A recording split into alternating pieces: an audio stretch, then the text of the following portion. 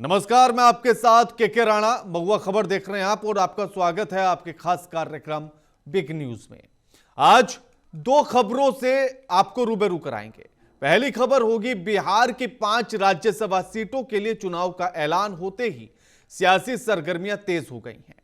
243 सदस्यीय विधानसभा में एक सीट जीतने के राज्यसभा की हम बात कर रहे हैं, यानी कि राज्यसभा में एक सीट जीतने के लिए विधायकों का समर्थन जरूरी है। मौजूदा आंकड़ों के मुताबिक एनडीए के पास 202 विधायक हैं, जबकि इंडिया ब्लॉक के पास महज 35, जबकि जीतने के लिए जादुई आंकड़ा है 41। इस गणित के आधार पर एनडीए 4 सीटें आसानी से जीत सकता है, लेकिन असली मुकाबला 5वीं सीट को लेकर है। यहां 7 विधायक निर्णायक भूमिका में हैं। 5 एआईएमआईएम के, एक बहुजन समाज पार्टी का और एक निर्दलीय आईपी गुप्ता। अब ये 7 जिस तरफ हो जाएंगे, 5वां राज्यसभा सांसद उसी का हो जाएगा। एआईएमआईएम प्रमुख असदुद्दीन ओवैसी की पार्टी किंग मेकर की भूमिका में नजर आ रही है, क्योंकि बसपा और आईपी गुप्ता एक एक है और उनके पास 5। एनडीए को 5वीं सीट जीतने के लिए सिर्फ 3 अतिरिक्त वोट चाहिए, जबकि निर्दलीय के तौर पर अगर आईपी गुप्ता और बसपा को अगर आप देखें सिंगल के आधार पर तो 2 हैं, यानी कि 1 वोट एआईएमआईएम का उनको भी चाहिए। जबकि गठबंधन को 6 विधायकों के समर्थन जुटाना होगा, यानी कि एक एआईएमआईएम और एक और बसपा या आईपी गुप्ता में से एक। आईपी गुप्ता का अभी भी रुख इंडिया ब्लॉक की तरफ है। आरजेडी हलकों में चर्चा है कि एआईएमआईएम अपना उम्मीदवार भी उतार सकती है। वहीं तेजस्वी यादव के लिए यह चुनाव अग्नि परीक्षा माना जा रहा है। उधर मुख्यमंत्री नीतीश कुमार की रणनीति भी अहम होगी और देखना है कि 7 विधायकों का रुख किस ओर जाता है और 5वीं सीट पर आखिर बाजी कौन मारता है।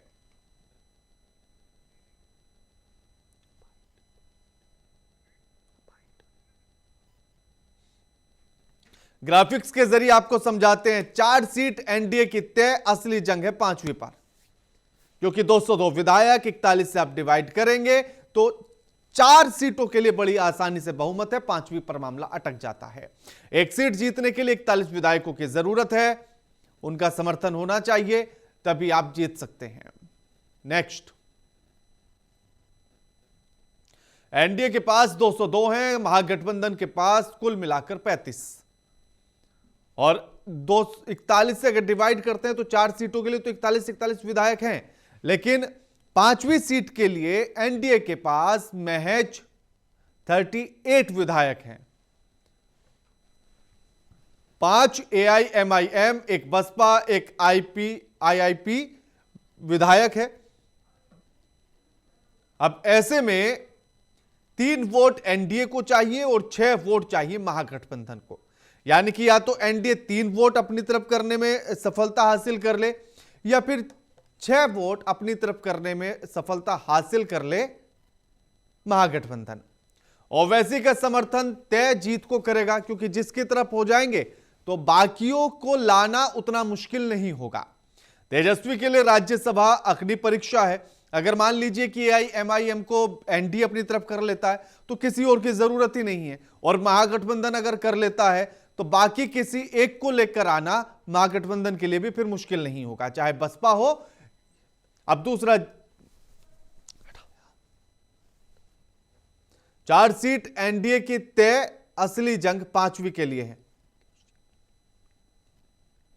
हमारे साथ हमारे ब्यूरो चीफ इस खबर पर जुड़ेंगे हमारे साथ, उनसे हम बातचीत करेंगे और इस पूरी खबर को समझने की कोशिश करेंगे कि आखिर इस खबर के पीछे की असली कहानी क्या है।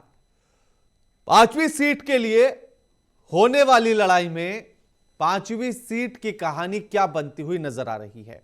क्या एआईएमआईएम खुद यह दावा कर रही है कि हम समर्थन उसको देंगे जो हमारे उम्मीदवार को राज्यसभा पहुंचाएगा, यानी कि 5 वोटों के बदले उम्मीदवार चाहते हैं, अपनी उपस्थिति चाहते हैं राज्यसभा में। क्या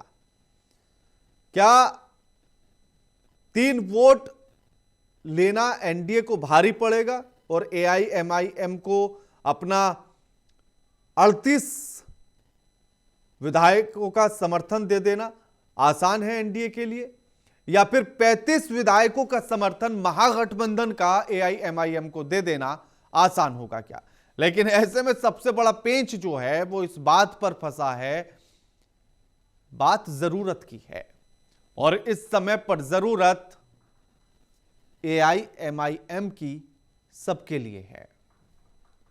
हमारे साथ हमारे ब्यूरो चीफ मुकेश कुमार जुड़ गए हैं। मुकेश जी, बिहार में राज्यसभा सीटों पर 5 पर चुनाव, और जिसमें से सीधे तौर पर 4 सीटें एनडीए की तरफ क्लियर हो रही हैं, 1 सीट पर पेंच फंसा है। तो क्या एआईएमआईएम अपने 3 या 5 विधायकों के लिए सीधा सीट ही मांग रही है क्या?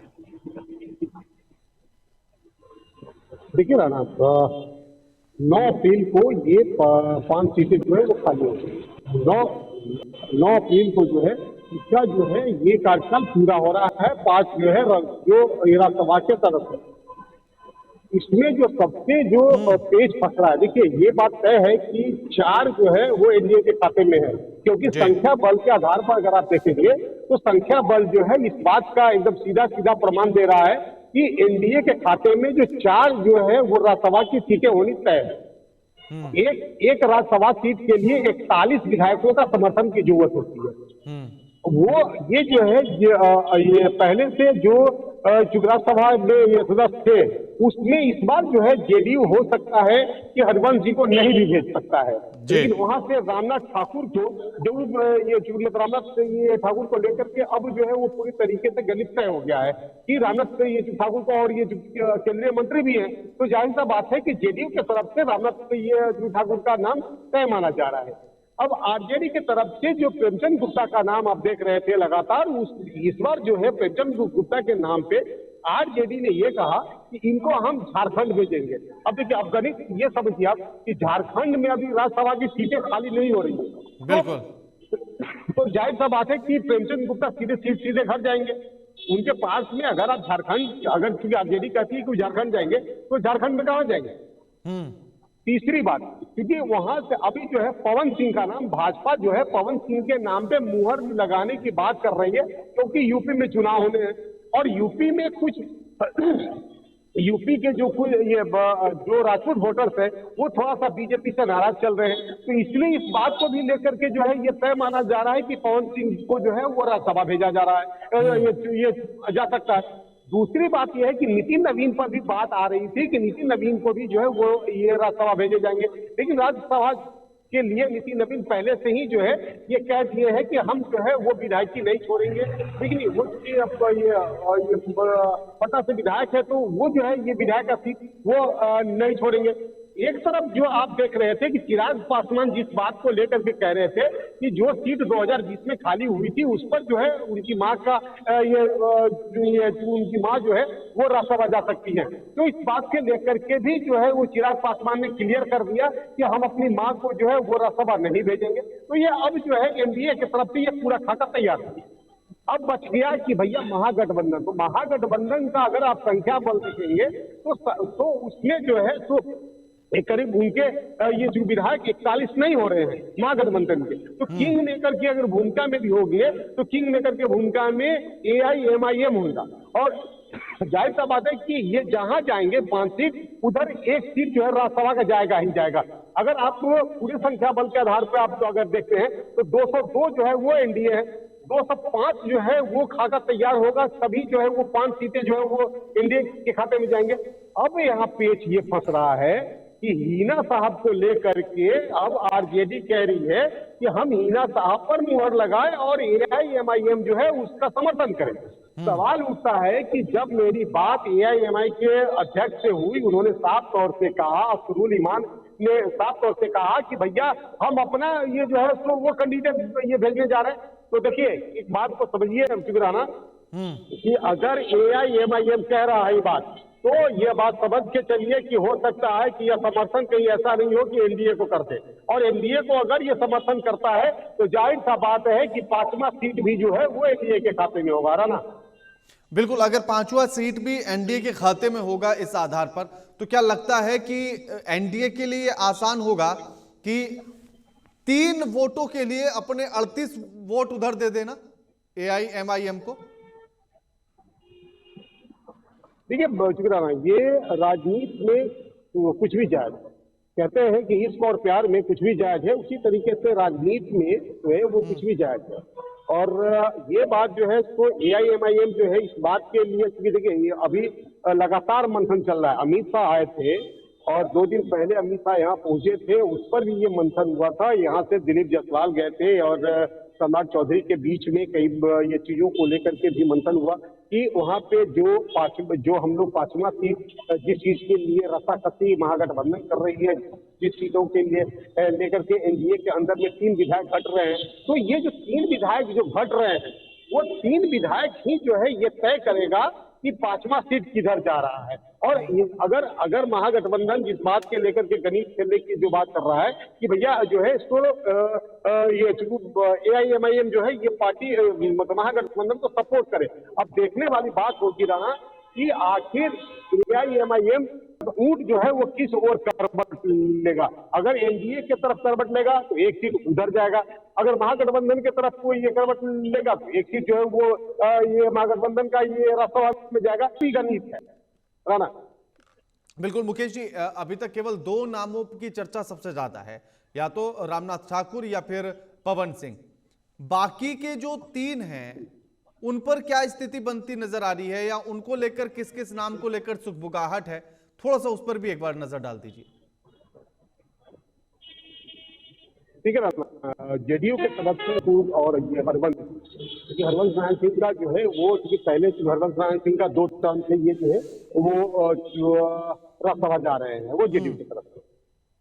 पेंजन गुप्ता का नाम जो है वो इस बार के डायरी से इसलिए गायब है, महागठबंधन के डायरी से इसलिए गायब है कि उनके पास संख्या बल नहीं है, ये बात समझ। दूसरी बात यह है कि पवन सिंह को लेकर के ये बीजेपी इसलिए दावा ठोक रही है और इसका चर्चा इसलिए बहुत तेज है कि यूपी में चुनाव होने, और यूपी जो है वो राजपूतों का गढ़ माना जाता है। राजपूत जो है वहाँ काफी संख्या में है और वहाँ से जो है वो ये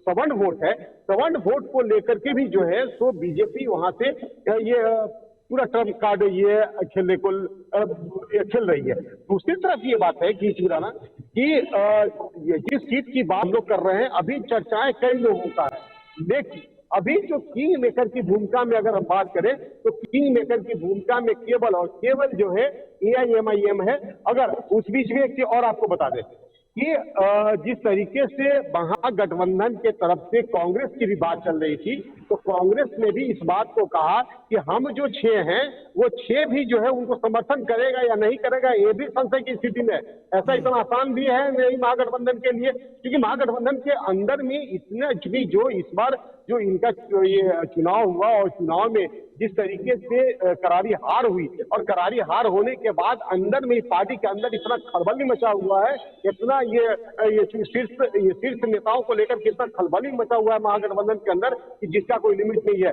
और सीधा ये बात आप मान लीजिए कि 5वां सीट उस जिस ओर एआईएमआईएम जो है वो करवट लेती है, वो सीधा एक सीट उधर जाएगा, इस बात से इनकार नहीं किया जा सकता है। बिल्कुल शुक्रिया मुकेश जी आपका हमारे साथ ये तमाम बातचीत करने के लिए और जानकारी को साझा करने के लिए।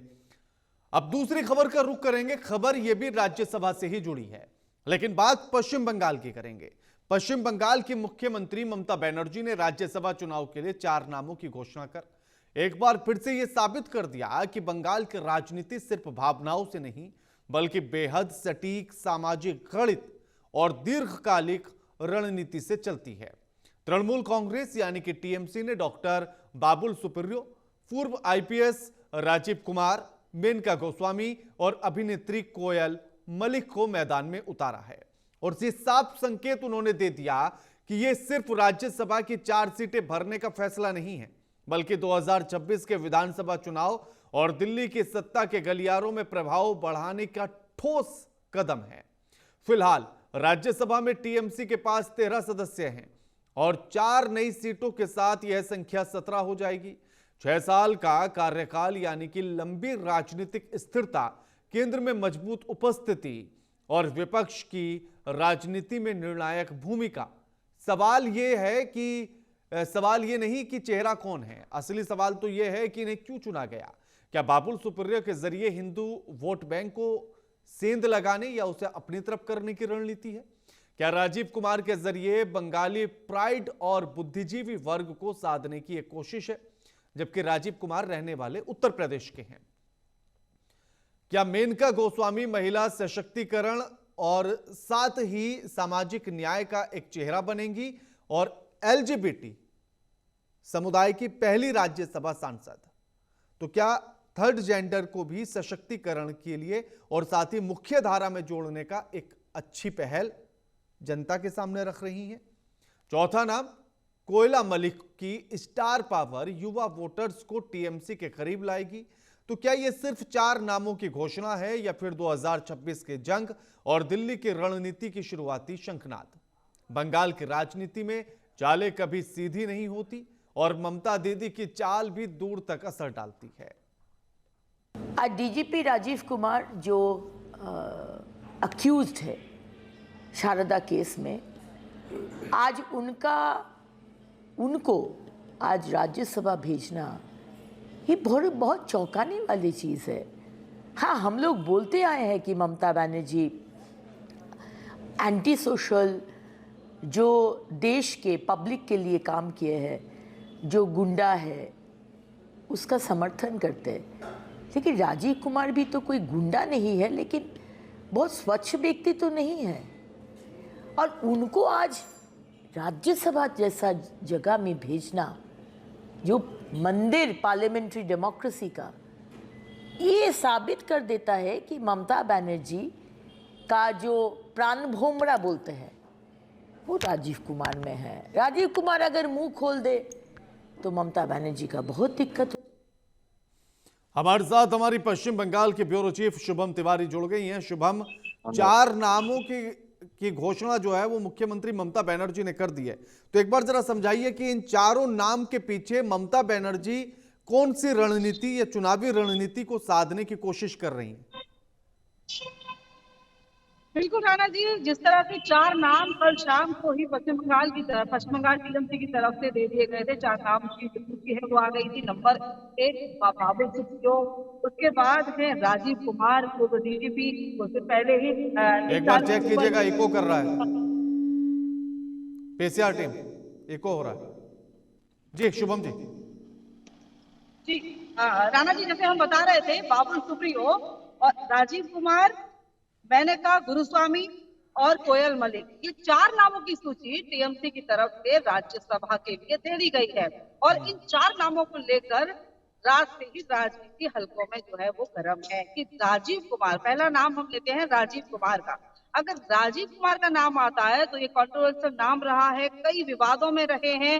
राजीव कुमार के जब जो जांच, सीबीआई की जांच इनके ऑफिस के घर पर गई थी तो ममता बनर्जी खुद धरने पर बैठ गई थी राजीव कुमार को लेकर। फिर इनकी पोस्टिंग दूसरे जो उसमें प्रशासनिक जगह पर कर दी गई। उसके बाद ये डीजीपी बने पूरे वेस्ट बंगाल के।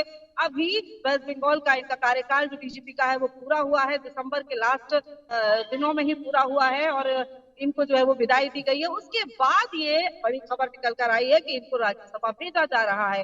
तो प्रशासनिक जो इनका जो इतना सारा कार्यकाल रहा है, इनको जो जानकारी है उसको कहीं ना कहीं ममता बनर्जी अब राज्यसभा में भेजकर उसको जो है वो काम में लगाएगी। दूसरे नंबर पर आते हैं बाबुल सुप्रियो, जो बीजेपी के गद्दावर एक टाइम में नेता हो चुके थे, रह चुके हैं। जब बीजेपी का कम नाम था, पश्चिम बंगाल में बीजेपी जब अपनी जड़ें मजबूत कर ही रही थी, उस समय बाबुल सुप्रियो ने अपना नाम बनाया था। एमपी रह चुके हैं लोकसभा से जीतकर, मंत्री रह चुके हैं कैबिनेट में। तो अगर दिल्ली की राजनीति, अगर केंद्र की राजनीति में अगर नाम उनका है और उनकी जो जानकारी है, उनका जो पूरा जो केंद्र को लेकर जान पहचान है, जो उनकी अगर कह सके तो अगर उनको राज्यसभा भेजकर वो उनको केंद्र में भेजना चाहती हैं।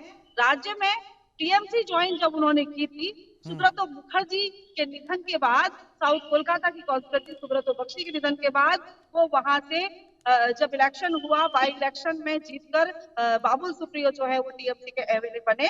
और इस बार भी एमएलए में उनका जो साउथ कोलकाता से नाम सुनने में आ रहा था, लेकिन अब यहाँ पर जी। एक बड़ा प्रश्न चिन्ह आ गया है कि वहां से अब ये सीट किसको मिलेगी। तो बाबुल सुप्रियो भी एक बड़े नाम के तौर पर जाने जा रहे हैं राज्यसभा में। ये दो नाम हो गए, राजीव कुमार और बाबुल सुप्रियो। वहीं आती हैं मेनका गुरुस्वामी, जो हाईकोर्ट की एडवोकेट हैं। और आपको मैं बता दूं राणा जी, ये जी। लेक्चरर है कोलंबिया लॉ स्कूल में, adviser of UN development project. तो ये भी बड़ा नाम सामने आया है राज्यसभा से। और कोयल मलिक रंजीत मलिक की बेटी है, जो नामी ग्रामी हस्ती है। अगर टॉलीवुड की मानी जाए, मतलब बांग्ला जगत के स्टार में दोनों का नाम आता है, पिता का और बेटी का। कोयल मलिक का नाम यहाँ पर आया है, तो आप समझिए राज्यसभा से बड़ा नाम सामने आया है। तो इनको लेकर एक बड़ी चर्चाएं चल रही हैं, लेकिन चार नाम जो हैं वो टीएमसी की तरफ से बिल्कुल फाइनल बिल्कुल बिल्कुल, एक और बड़ा आ सवाल चुके इसमें हैं। ये अब है, बात ये होती है है कि शुभम जी। 5 सीट खाली हुई हैं, तो एक सीट जो है वो बीजेपी के खेमे में जाएगी। बिल्कुल, एक और बड़ा राणा सवाल इसमें, एक और बड़ा सवाल इसमें यह है शुभम, कि मेनका जी को लेकर कि एलजीबीटी समुदाय से वो आती हैं, तो क्या मायावती एक अलग लीग से हटकर राजनीति की शुरुआत करना चाहती हैं? एलजीबीटी को मुख्य धारा में जोड़ने का एक संकेत देना चाहती हैं क्या, और समाज सुधार में एक नया संदेश देना चाहती हैं क्या? राणा जी, क्या सवाल आप दोबारा रिपीट कर सकते हैं? मैं कुछ सुन नहीं पाई। हाँ, मेरा सवाल यह है कि मेनका गोस्वामी जो हैं वो एलजीबीटी समुदाय से आती हैं। अब ऐसे में उनको राज्यसभा भेजने का मुख्यमंत्री ममता बनर्जी का ये फैसला क्या एक नई राजनीति की शुरुआत है? क्या उस थर्ड समुदाय को मुख्य धारा से जोड़ने की शुरुआत है?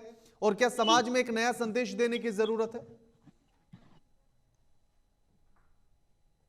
का नाम आया है, समाज में एक नया संदेश जा रहा है और एक नई राजनीति की शुरुआत इसको मान सकते हैं। जिस तरह से वो स्कॉलर भी हैं और बड़ा नाम, एक अलग अलग तबके से उनका नाम आया है। ना वो एक्ट्रेस हैं, ना वो कभी राजनीति में रही हैं, ना वो कभी प्रशासनिक हल्के में रही हैं। तो ये एक अलग नाम है, और अलग नाम पहचान से जो मुख्यमंत्री ममता बनर्जी है या पीएम की पार्टी है, उन्होंने ये जो नाम निकाल कर लाया है, तो कहीं ना कहीं ये अलग साबित होकर आना है। बिल्कुल। पश्चिम बंगाल के विधानसभा चुनाव पर ये चार नाम किस तरह से पूरे समीकरण को साधने की कोशिश है, किस तरह से पश्चिम बंगाल के विधानसभा चुनाव के लिए ये अहम कड़ी होंगे, शुभम जी? जी, बिल्कुल।